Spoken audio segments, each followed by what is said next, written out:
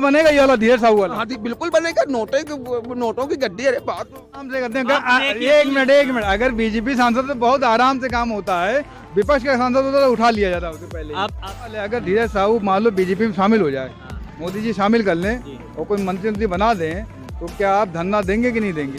देखिए, मैं बता देना चाहता हूँ, जितने भी भ्रष्टाचार के जितने भी नेता हैं, अगर हमारे बीजेपी में अगर आ रहे हैं वो, तो सबसे पहले कार्यकर्ता ही जो है धरना प्रदर्शन कर देंगे। कर दोगे? खुला चैलेंज है। चैलेंज है? बिल्कुल कर दूंगा। डर तो नहीं जाओगे कोई आदमी? मेरे साथ जितने बंदे सब जुड़े हुए हैं, मैं सबको जो है धरना प्रदर्शन पे ले आऊंगा और यही विधानसभा के सामने जाके धरना। गरीब देश नहीं, भारत एक सोने के चिड़िया है।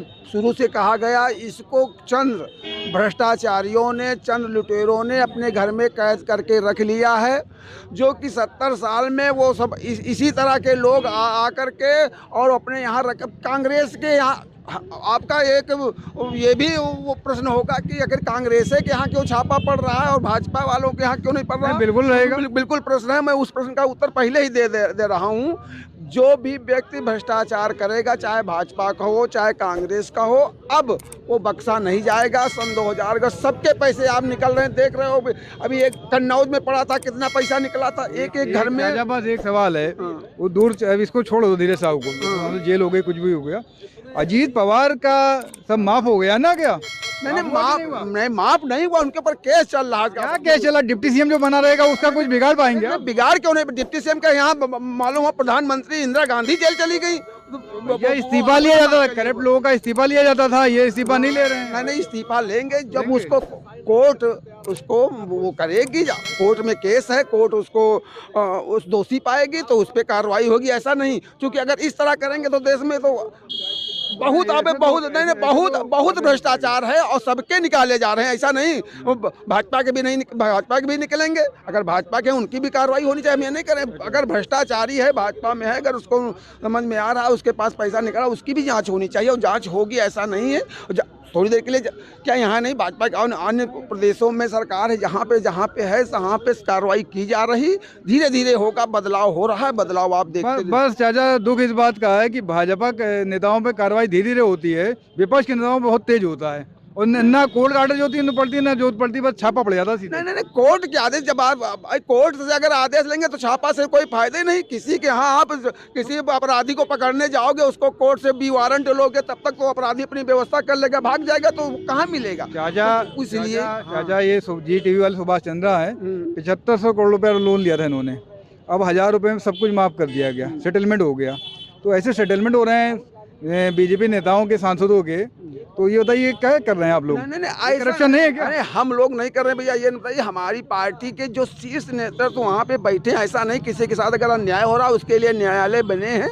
न्यायालय में जा करके, अपनी सुप्रीम कोर्ट में जा करके उस पर अपील कहीं नहीं करता कि हमारे साथ अन्याय हो रहा है। कोई वो तो जाके SBI करेगा ना। SBI में तो आप बैठे हुए हो। नहीं, ऐसा कुछ नहीं है। ये आप लोग गलत है। संसद में उठाओ, संसद में आप वो करिए। अब ऐसा नहीं है, संसद में उठाया गया है, लेकिन संसद में उठाने का कोई मतलब नहीं होता ना जब तक कार्रवाई। अभी उठाया तो इसी तरह तो उठाया जाएगा। मोहिता मित्रा जो तृणमूल कांग्रेस, ये बताइए सर, माफ क्यों किया? 6500 करोड़ रुपया माफ कर दिया जाए गरीब लोगों का। वो स्थितियाँ उनके वो समझ सकते हैं, हाई लेवल की बात है। वो हम थोड़ी बताएंगे उनका पैसा कैसे उसके लिए आपको उनसे बात करनी पड़ेगी। अरे कहीं ऐसा तो नहीं चाचा कि मोदी जी नहीं जान पाए हो, नीचे किसी नेता ने कर दिया हो सेटलमेंट? ऐसा नहीं। जो बात अगर किसी ने अगर भ्रष्टाचार किया है वो सामने आएगी। आज अगर दबा दिया गया है तो कल खुल करके आएगा। आप देख लीजिए, सब दूध का दूध पानी का पानी होगा।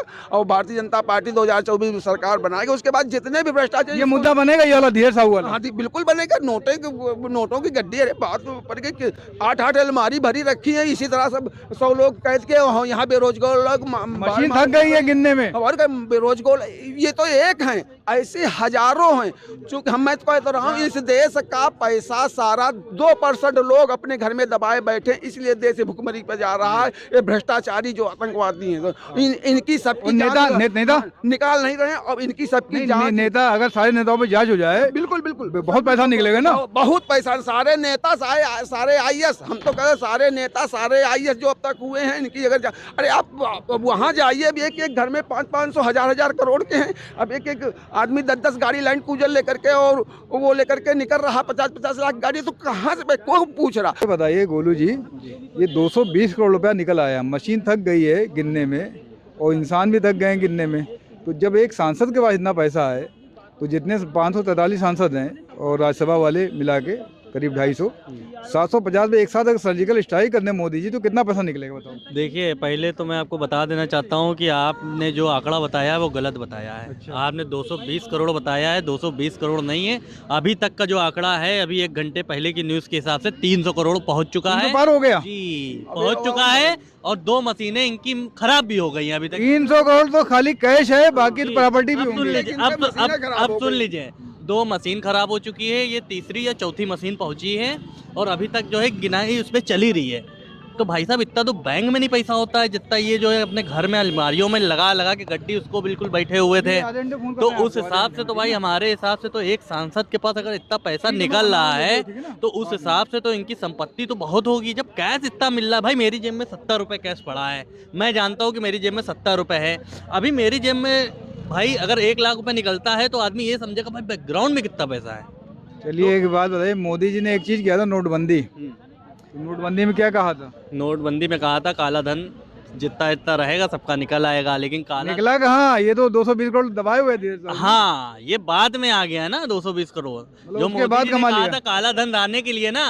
काला धन तो यहीं सब पड़ा हुआ है, हाँ? काला धन तो सब यहीं पड़ा हुआ है। निकाल नहीं पाए थे काला धन, सही बात ही है। देखिए, निकाल क्या नहीं पाए हैं।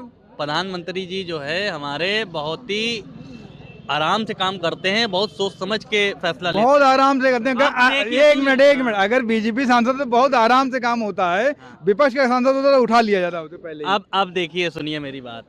जैसे कि इनके पास इतना पैसा निकला है, मैं तो कहना चाहता हूँ आपके चैनल के माध्यम से कि ये उनका पैसा नहीं है, जनता का पैसा है और एक एक पैसा का हिसाब होना चाहिए। उनका पैसा हो जाएगा, अभी बीजेपी में शामिल हो जाएंगे तब हो जाएगा उनका। हाँ, जितने भी विधायक हैं, जितने भी सांसद हैं, बीजेपी में शामिल हो जाएंगे, माफ हो जाएगा ना।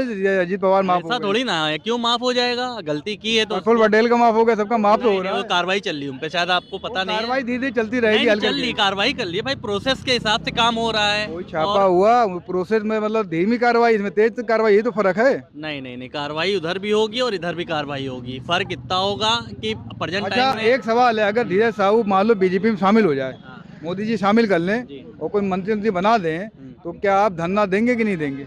देखिए, मैं बता देना चाहता हूँ, जितने भी भ्रष्टाचार के जितने भी नेता हैं, अगर हमारे बीजेपी में अगर आ रहे हैं वो, तो सबसे पहले कार्यकर्ता ही जो है धरना प्रदर्शन कर देंगे। कर दोगे? बिल्कुल कर दूंगा, खुला चैलेंज है। चैलेंज है, बिल्कुल कर दूंगा। डर तो नहीं जाओगे कोई आदमी? मेरे साथ जितने बंदे सब जुड़े हुए हैं, मैं सबको जो है धरना प्रदर्शन पे ले आऊंगा और यही विधानसभा के सामने जाके धरना प्रदर्शन करूंगा।